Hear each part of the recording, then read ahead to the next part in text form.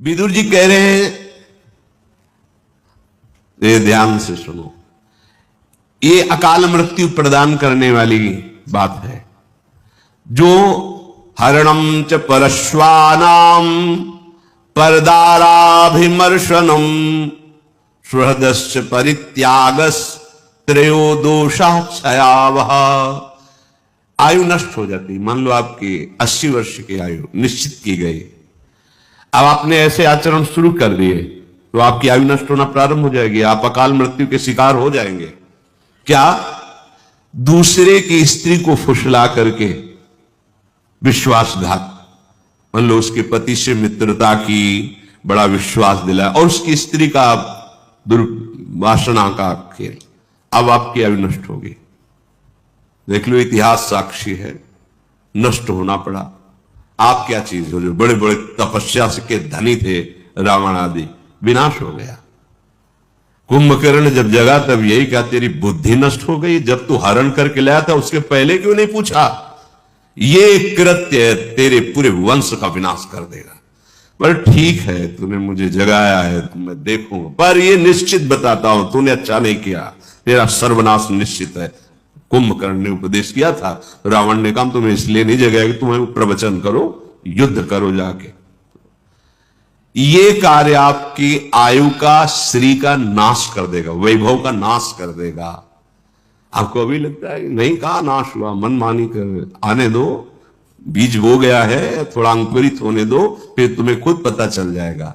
सबसे प्रार्थना है, कानून कानून है, नहीं खुल रहा है तो तुम्हें लग रहा है कि कोई नहीं जान, जिस दिन उसका फल आएगा तो उस दिन हो सकता है आपने वो कार्य ना किया हो जिसमें फंस रहे हो, पर भरपूर दंड मिलेगा आपको, क्योंकि जो जाना नहीं है वही कर्म इस समय ना होने पर भी वो दंड आपको भोगना पड़ेगा। ये वो ध्यान से, इसलिए हम रुक के बोल रहे हैं। विदुर जी महाराज साक्षात त्रिभुवन के न्यायाधीश हैं। धर्म, पापियों के लिए यम और धर्मात्माओं के लिए धर्म, यही त्रिभुवन का न्याय करते हैं। ये न्याय विभाग है, जैसे धन विभाग कुबेर जी, जल विभाग वरुण देव जी, वायु विभाग अग्नि विभाग, ऐसे ही ये न्याय विभाग है हमारे त्रिभुवन का। उसके अधिपति है धर्मराज स्वयं। वो स्वयं विदुर जी के रूप में मांडव ऋषि के हिसाब से स्वयं पधारे हुए निर्णय कर रहे।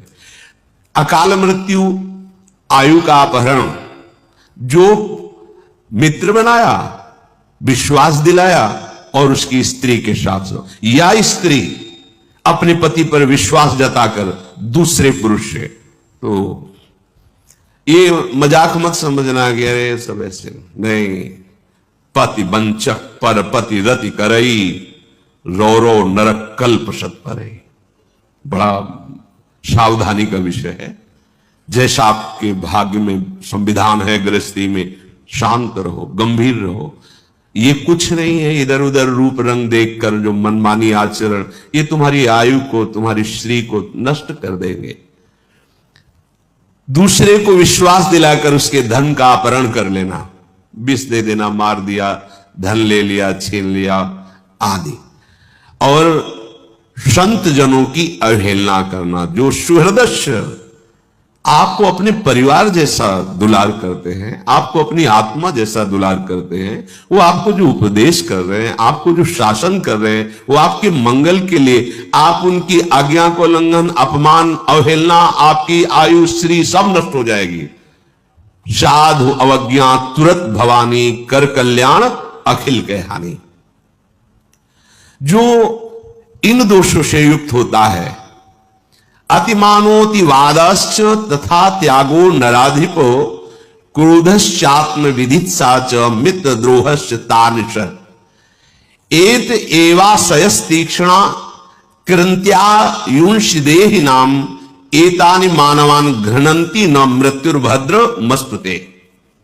जो हर समय अभिमान में भरा हुआ चेष्टा करता रहता है, उसकी आयु नष्ट हो जाती है, अकाल मृत्यु को प्राप्त होता है। बहुत सावधानी की जरूरत है। हर समय जो अभिमान में भरा हुआ है और हर समय कटु वचन बोलता हुआ अधिक बोलता ही रहता है, जिसमें विषयों के त्याग का बिल्कुल अभाव है, मतलब घोर विषयी है, और जो क्रोध करके ही व्यवहार करता है, जरा सी बात हुई, जो केवल अपनी जवान अपनी जनेंद्री पेट के पालने में ही चिंतित है, कैसे भोगूं, कैसे पाऊं, चाहे वो मांस खाना पड़े, चाहे वो कुछ भी, कैसा भी। और जो प्रिय शिक्षा देने वाले मित्रों से द्रोह करता है, तीखी तलवार जैसे अंगों को काट देती है, ऐसे ये आचरण उसकी आयु को छीण कर देते हैं और वो मृत्यु को प्राप्त हो जाता है, अकाल मृत्यु को प्राप्त हो जाता है। अत्यंत अभिमान में भरे रहना, बहुत गलत सलत वाणी से बोलते रहना, बिल्कुल विषयों के त्याग का अभाव अर्थात घोर विषयी, घोर क्रोधी, जो जवान और जनेंद्री, रसेंद्री और जनेंद्री का ही लंपट है, जो उत्तम शिक्षा देने वाले मित्रों से द्रोह करता है, तो जैसे तीखी तलवार अंगों को काट देती है, ऐसे ये आचरण उसकी आयु को नष्ट कर देते हैं, वो अकाल मृत्यु को प्राप्त होता है। जो अपने ऊपर विश्वास जता करके, विश्वस्तस्य येति यो दारान यस्यापि गुरु तल्पगा, उसको मित्र बनाता है, बड़ा विश्वास दिलाता है और फिर उसकी स्त्री के साथ समागम करता है। वहां भी सारे में वर्णन, यहां भी वर्णन। और जो पूजनीय गुरु के समान, जैसे माता है, बहन है, बड़े भाई की पत्नी है, इस गुरु के समान पूजनीय है।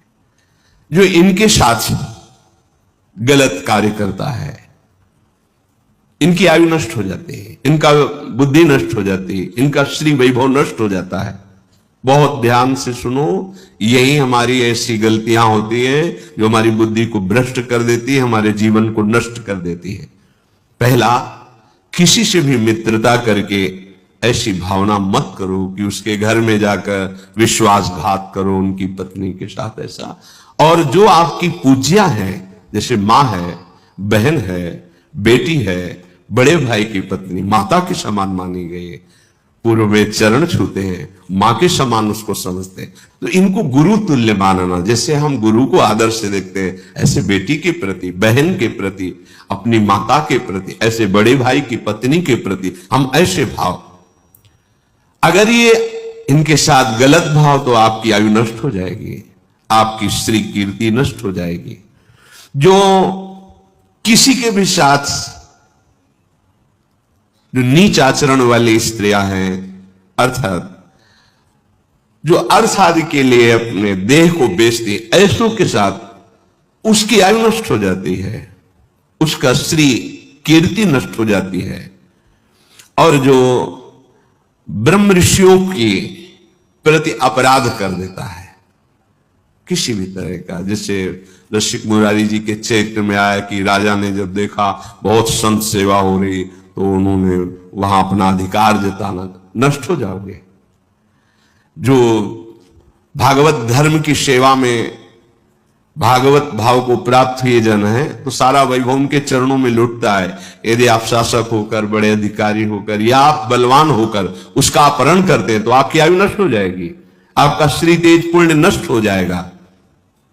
जो किसी भी अहम में आकर के ऐसे जनों से सेवा कार्य के लिए आज्ञा करता है, संत जनों से, जो ब्रह्म ऋषि जन है, भगवत आराधन परायण है, आप बलवान हैं, आप पदाधिकारी, आप ऐसा, और आप उनसे आज्ञा करते हैं, तो आपके सुकृत नष्ट हो जाएंगे, आपकी आयु नष्ट हो जाएगी। जो आपकी शरण में आ गया है, अब चाहे अपने प्राण देने पड़े, पर उसका अहित नहीं होने देंगे। अगर वो शरणागत जो आपके समीप आया है, आपने धोखेबाजी करके उसकी हत्या करवा दी या आपने कर दी, तो इन सब की आयु चाहे जितना प्रायश्चित करें, इनकी आयु लिखा है, प्रायश्चित करने पर भी वेदों की आज्ञा है, सिद्धांत है कि उसकी आयु और वैभव नष्ट हो जाएगा। समय का इंतजार करो, ना तो ऐसे लोगों का संग करे, ना ऐसे कार्य करे। बार बार सबसे प्रार्थना की है, शराब मत पिए। क्यों? क्योंकि ये दोष बहुत भयंकर प्रकट हो जाएगा। जब आप मदिरा के नशे में होंगे तो आपको यह नहीं दिखाई देगा कि सामने कौन है, न बोलने में, न क्रिया में, न चेष्टा में, न चिंतन में, क्योंकि उसका काम ही है बुद्धि को भ्रष्ट कर देना। इसलिए मना करते हैं हाथ जोड़कर, न तुम्हारे स्वास्थ्य के लिए अच्छा है, न तुम्हारे परलोक के लिए अच्छा है, न समाज के लिए अच्छा है, किसी भी तरह से अच्छा नहीं। मदिरापान करना, परस्त्री गमन करना, अभिमान भरी चेष्टा करना, अधिक गाली आदि बोलते रहना और विषयों में खूब अनुराग रखना, अर्थात विषयों का त्यागी ना होना, हर समय क्रोध नाक में रखे रहना, अपने रसेंद्री और जनेंद्री के ही भोग का केवल चिंतन करना, मित्र द्रोह अर्थात अपने मित्र पर विश्वास दिलाकर उसकी स्त्री के साथ समागम करना, और जो गुरु के समान पूज्य हैं उनके साथ ऐसी वृत्ति रखना, जो शरीर को बेचते हैं अर्थात उनके साथ समागम करना, जो ब्रह्म ऋषियों की जीविका को नष्ट कर देना, जो संत महात्मा इनसे आदेश पूर्वक सेवा करवाना, जो शरणागत की हिंसा करवा देना या हिंसा कर देना, इनकी आयु श्री ये नष्ट हो जाती है और वो अकाल मृत्यु को प्राप्त होते हैं। श्री विदुर जी महाराज कह रहे हैं, पंचेन्द्रियस्य मर्तस्य छिद्रम चेदेक मिन्द्रियम ततोष्य स्रवति प्रज्ञा धृते पात्रादिवोदकम। महाराज, जो अपनी 5 ज्ञानेंद्रियों को वश में नहीं रखता, तो एक भी इंद्री को यदि छूट दी तो जैसे पहले पानी पुराने समय में रखा जाता था, मशक उसे कहते थे, बड़ा सा, उसमें एक छेद हो जाए तो फिर बूंद पानी नहीं रह जाएगा, सब निकल जाएगा। ऐसे ही तुम्हारा पुण्य, तुम्हारी बुद्धि की पवित्रता, एक इंद्रिय यदि बिगड़ जाए तो वो नष्ट कर देगी। इसलिए सावधान होकर 5 इंद्रियों को भगवत चरणारविंद में लगाना चाहिए। भगवत मार्ग है, लोक में धन और उन्नति चाहते हो, परलोक में भगवत प्राप्ति चाहते हो, तो ये सुधारो करे। षड दोषा पुरुषेणेह हातव्याभूति मिच्छता, निद्रा तंद्रा भयम क्रोधम आलस्यम दीर्घ सूत्रता। सबसे पहले नींद की बात कही गई भगवत प्राप्ति के मार्ग में, और इस लोक में भी ऐश्वर्य वैभव और सुख पूर्वक जीने, इसकी एक सीमा बनाओ नींद की। कोई तो ऐसे महापुरुष है कि मतलब भोजन पाके सोते ही रहना, मानो समाज में ही रहते। क्यों जीवन व्यर्थ करते हो?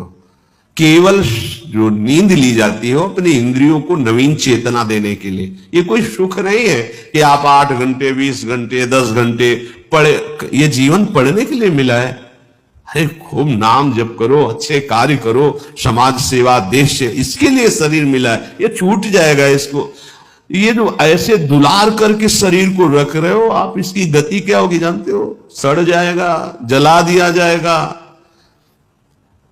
काम निकाल लो, काम। ऐसे शरीर को प्रयोग करो जैसे कंजूस आदमी किसी नौकर को लावे, वो 8 घंटा के बाद उसको 500 रुपया देने हैं, तो कोशिश करेगा कि 10 घंटा ले, इससे और काम ले ले। ऐसा प्रयोग करो इस शरीर से। कम इसको नींद दो, जितने से आपकी इंद्रियां चेष्टा युक्त रहे, प्रमाद ना आवे।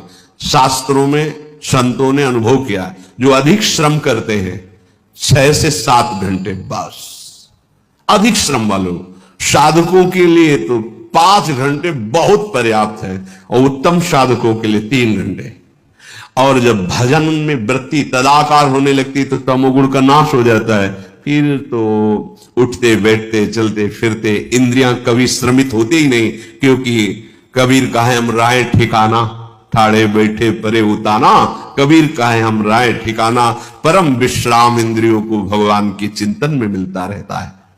तो उपासक को जो इस लोक में ऐश्वर्य वैभव सुख शांति, परलोक में भगवत प्राप्ति, तो नींद का एक समय रखो।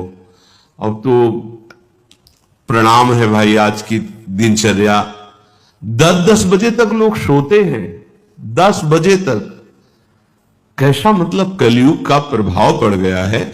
और उसे आप अपनी दिनचर्या में बताते हैं 10 बजे सो के, मतलब नींद खुली तो सूर्य मध्याह्न की तरफ जाने वाले हैं। अब उनका दिनचर्या, जब सारी दिनचर्या संपन्न होने का समय होता है मध्याह्न विश्राम का, तब उनकी नींद खुलती है।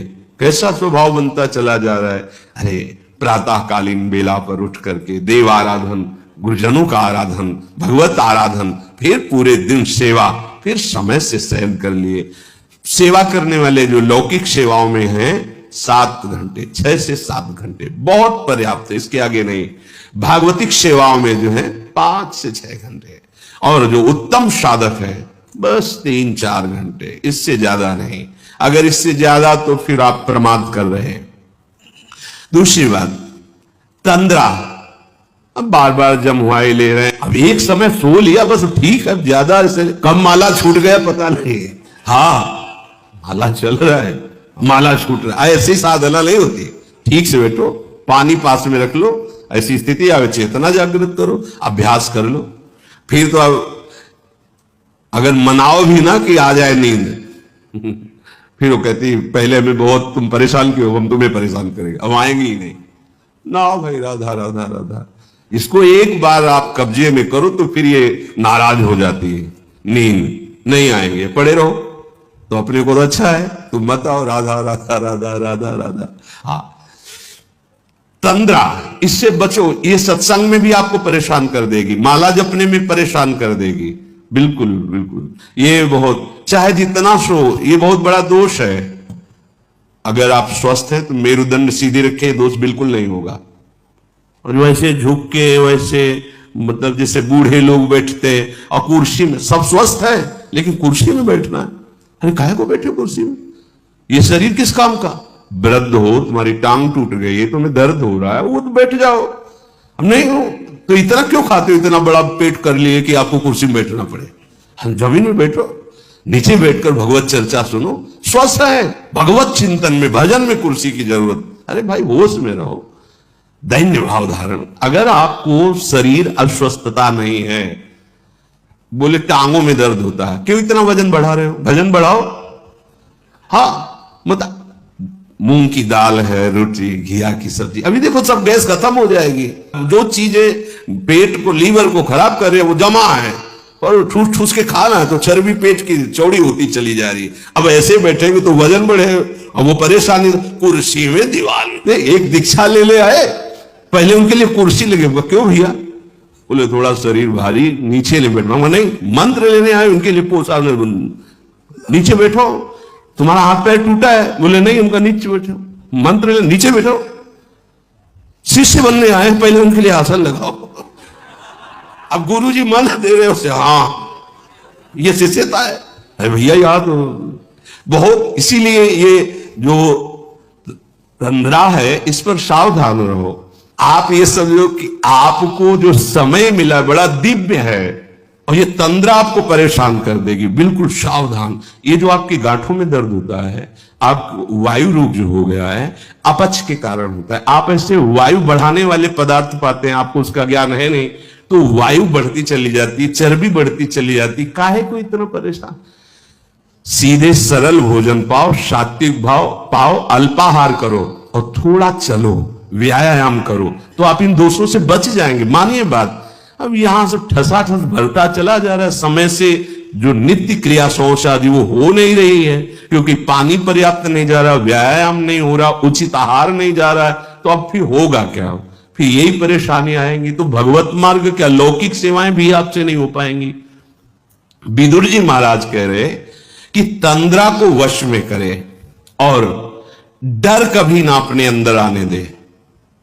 हर समय हमारे साथ भगवान है। अगर हमारे विधान में चोट लिखी है, दंड लिखा है, तो लाखों लोग साथों हो जाएगा, अगर नहीं है तो कोई नहीं कर सकता। भगवान सर्व सामर्थ्यशाली हमारे साथ है, डर नहीं। निद्रा, तंद्रा, भयम और क्रोध है। क्रोध हमारे तप को, भजन को, पुण्य को नष्ट करता है। इससे किसी का लाभ नहीं, ना सामने वाले का, ना अपना लाभ है। क्रोध थोड़ा बहुत, अरे ऐसा लगता है कि भगवान जिस मतलब यही क्रोध रखा है, क्रोध से किसी को लाभ नहीं मिलता। अगर कोई सोचे कि क्रोध से सुधार होता है तो हमें लगता है क्रोध से सुधार नहीं होता। हां, शासन और क्रोध में अंतर है। शासन एक वचन, आप स्वीकार करते हैं आपने अपराध किया, आपसे गलती हुई, हाँ, तो आप ये भी उसका दंड स्वीकार कीजिए, आप ऐसे रहिए, अब आप इस तरह चलिए। ये क्रोध नहीं है, ये आपके मंगल विधान। क्रोध किसी को गाली देना, कड़वे शब्द करना, किसी को पीड़ा पहुंचाना कोई अपराध नहीं, जरा सी बात है और आप उसमें बहुत बड़ा झगड़ा कर लेते हो। इससे आपकी बुद्धि परमार्थ से विलग हो जाएगी और लोक में भी आपका मंगल नहीं होगा। विदुर जी कह रहे निद्रा तंद्रा भयम क्रोधम और आलस्यम, आप अपने जीवन के साथ इस तरह का खिलवाड़ न करें। अगर हम समय से सो चुके हैं तो अब नींद के साथ हम लड़ेंगे, हमें आलस्य नहीं करना। मतलब कोई भी नियमावली जो आपके जीवन में मिली है उसमें आप प्रमाद मत कीजिए। आलस्य का तात्पर्य आप प्रमाद से, ऐसे नहीं, उसको अक्षरशः पालन कीजिए।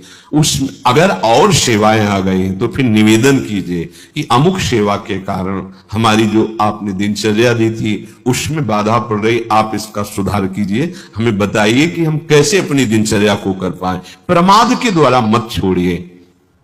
दीर्घ सूत्रता, कहा था ना कि अगर एक दिन पूरा न हो तो 2 दिन से उसको पूरा कर लेना चाहिए, तो आज नहीं करते हैं, या आगे अपने वर्तमान की सेवा और भजन को आगे के लिए टाल देना, ये लक्षण भगवत प्राप्ति में बहुत बाधक है और लौकिक उन्नति में भी बाधक है।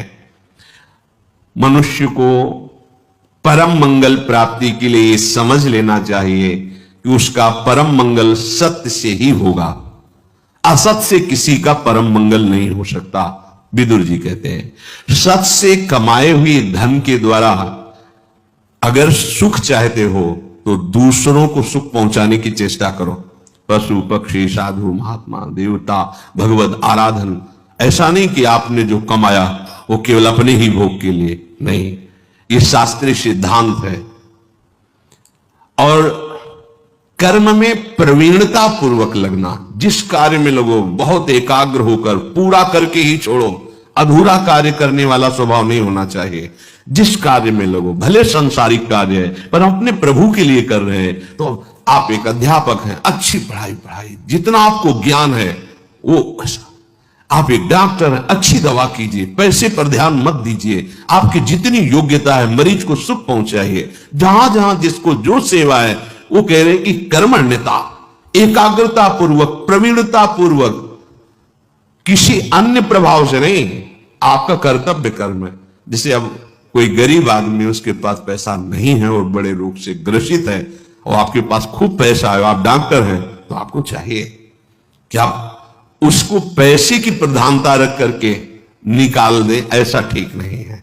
भगवान ने आपको धन दिया है, आपको बुद्धि दी, आप में योग्यता दी, आप 4 लोग मिलकर उसका सहयोग कीजिए, स्वस्थ कीजिए, ये सेवा आपकी भगवत भजन बन जाएगा, भगवत प्राप्ति का हेतु बन जाएगा। आपको विद्या है, आप ट्यूशन पढ़ाते हैं दूसरों से, तो आपकी भी जीवन वृत्ति ठीक है, लेकिन कोई गरीब का बालक है, आप उससे ट्यूशन के पैसे मत लीजिए, उसी विद्या में उसको फ्री बैठा लीजिए। वो आगे चल करके पढ़ लिख कर ऐसा बनेगा जो आपके चरणों की वंदना करेगा कि अगर हमारे वो टीचर हम पर कृपा ना करते तो मैं गरीब आदमी पढ़ ही नहीं सकता था। ये ध्यान रखने की बातें हैं। जो जहां है, ऐसी स्थिति में यदि कोई है तो हमें सहयोग करना चाहिए। 50 विद्यार्थी बैठते हैं जो आपको दक्षिणा देते, भेंट देते हैं, और उसमें 5 विद्यार्थी बैठे हुए जो भेंट नहीं देते हैं, गरीब हैं, तो आपका अलग से कोई थोड़ी पढ़ाना है, उसी में वो पढ़ जाएंगे और आपका भजन बन जाएगा। बस ये बातें हमें समाज में ध्यान रखनी। जहां जिसकी जो सेवा है, उस सेवा को भगवान की सेवा तभी मानी जाएगी जब आप सब में पैसे का ही भाव नहीं रखेंगे, अपने कर्तव्य कर्म पूरा करने की बात रखेंगे। तब अगर पैसे का भाव रखेंगे तो जहां भी हैं वहीं से भ्रष्ट हो जाओगे। कोई भी पद स्थायी नहीं है, कोई भी शरीर स्थायी नहीं है, कोई भी सुख स्थायी नहीं। गर्व मत करो। गर्व करके, अभिमान करके यदि आपने कभी अधर्माचरण किया तो वह अधर्माचरण ही आपके शरीर को, आपके पद को, आपकी व्यवस्था को भंग कर देगा। देख लेना एक दिन, और आपका पद, आपका शरीर, आपकी व्यवस्था किसी गिरे हुए को उठाने के काम में आ गई तो आप उससे ज्यादा चमकने लगोगे, आप उससे प्रकाशित हो जाओगे। ऐसा धर्म स्वरूप विदुर जी का कथन। शेष चर्चा आगे। श्री राधा वल्लभ लाल।